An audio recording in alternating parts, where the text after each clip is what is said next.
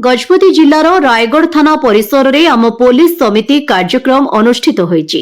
Police और जनसाधारण मध्य सुसंपर्क स्थापन सह सड़क सुरक्षा, साइबर सचेतनता, निशामुक्त समाज गठन एवं बाल्य विवाह रोकिबा उपरे सचेतन करा जायछि। गजपति जिल्लार रायगढ़ थाना परिसर में आम पुलिस समिति कार्यक्रम आयोजित होइथिला।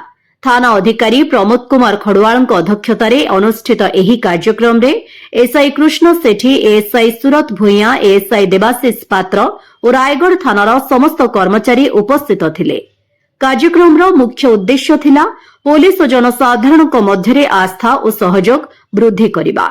एही अवसर में सड़क सुरक्षा नियम पालन, हेलमेट पिंधि जान चालना, मद्यपान करी गाड़ी न चलाइबा एवं साइबर ठकेईरु सतर्क रहिबा पई लोकंकु परामर्श दिया जायथिला।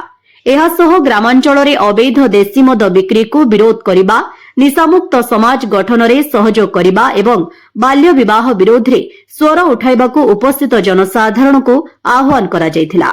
सचेतन और सुरक्षित समाज गठन रे समस्तंक सहयोग आवश्यक बोली पुलिस पक्षरु कहा जायथिला। गजपति जिल्लारु टिकिलिमांक रिपोर्ट, खबर तरंग।